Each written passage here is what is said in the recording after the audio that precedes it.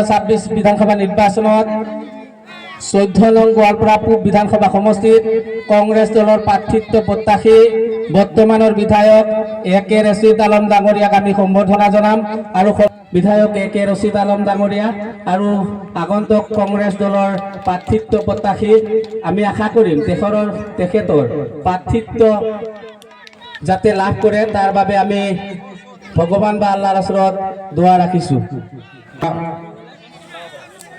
Namapara premium league cricket খেল উদযাপন কৰা সকলো সভাপতি সম্পাদক সদস্যসকল, ইয়াত উপস্থিত মুৰব্বীসকল, ক্ৰিকেট খেল প্ৰেমী ৰাইজ, সকলো দলৰ খেলুৱৈসকল,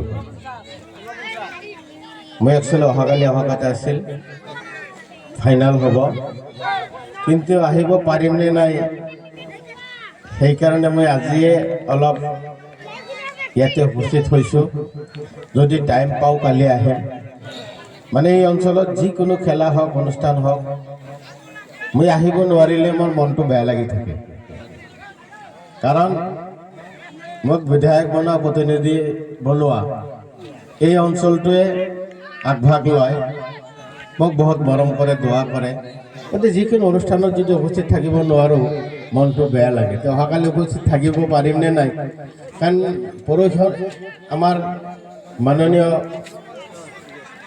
অসম প্ৰদেশ কংগ্ৰেছ কমিটিৰ সভাপতি গৌৰৱ গগৈ ডাঙৰীয়া গোৱালপাৰাত আহিব, দিনজোৰা কাৰ্যসূচীৰে আহিব, মই সেইলৈ ব্যস্ত থাকিম আৰু কেইবাটাও প্ৰগ্ৰাম হ'ব আছে কালি হ'ব, সেইকাৰণে যদি আহিব নোৱাৰে সেইকাৰণে মই আজি ইয়াত চবৰ আগত দেখা কৰি গ'লোঁ।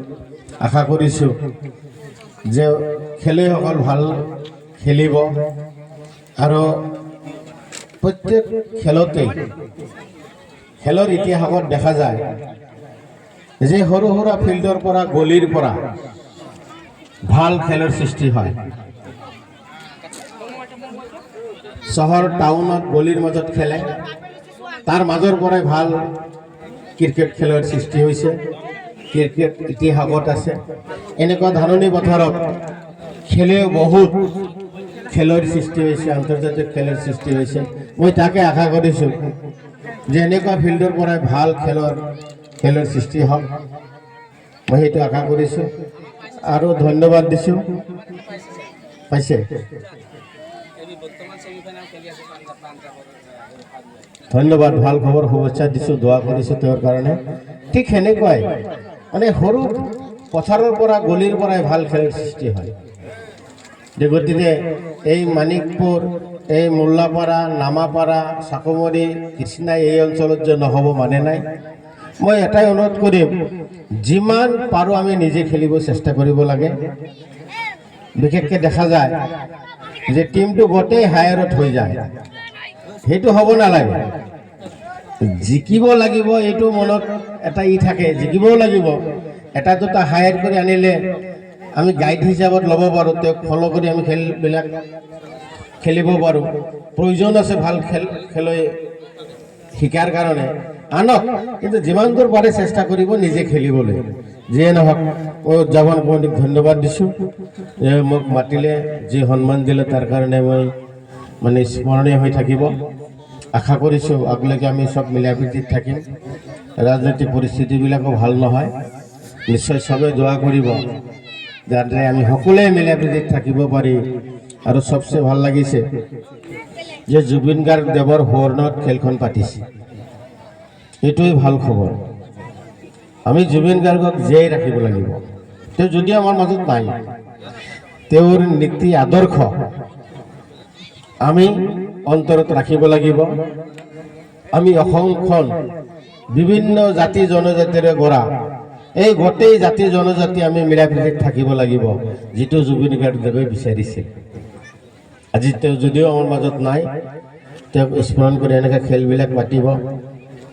আপোনালোকে নিজেও জানে, মই নিজে তেওঁৰ এটা মূৰ্তি স্থাপন কৰিছোঁ।